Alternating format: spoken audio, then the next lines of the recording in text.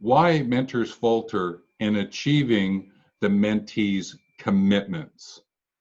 This is a very deep and rich topic that we've got to look at as mentors and even as coaches, because the notion of a mentee fulfilling their commitments is supported by the mentor paying attention to the language and the actions that the mentee is taking. Welcome. Dr. Stephen Hobbs here from the Wealth Movement. I've been a facilitative mentor for about 30 years now, and this topic about mentees and commitment is very close to my heart.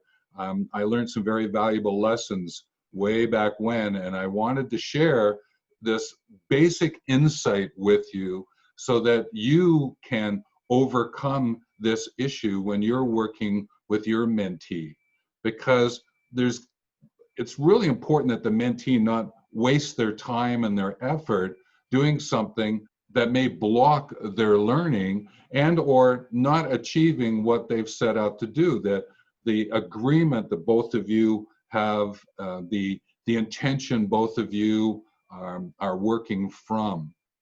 And it comes down to the difference between a commitment and an estimate.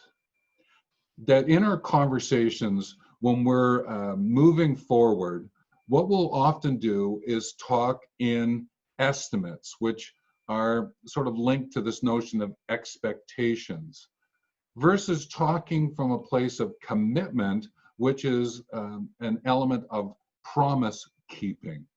So let me make an example here.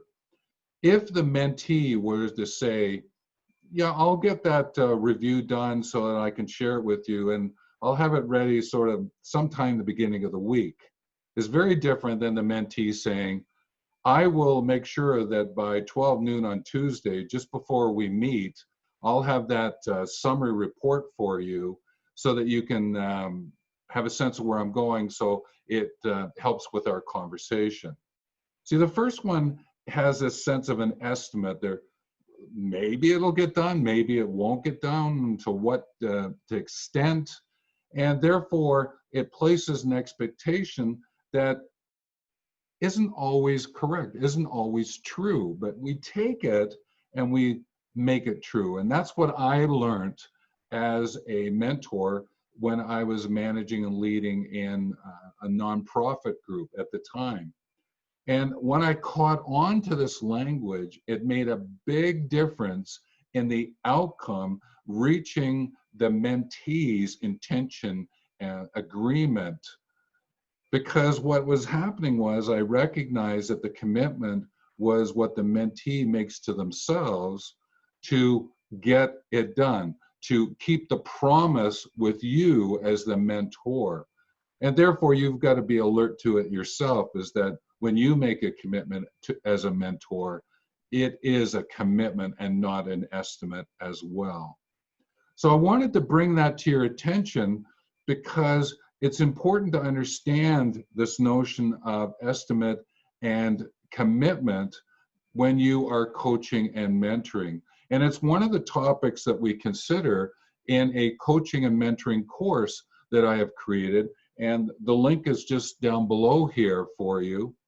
And what I've done is I've collected a whole bunch of ideas after doing research about the connection, the competition, the collaboration between coaching and mentoring. And I offer to you, will save you oodles of time and effort going and chasing down different kinds of videos and books.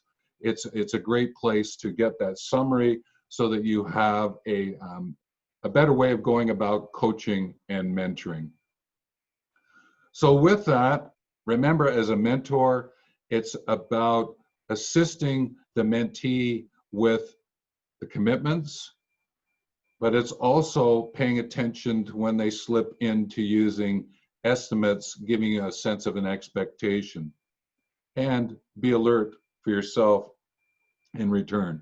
And you know that this applies to the coach-coachee arrangement and relationship as well. With that, take care.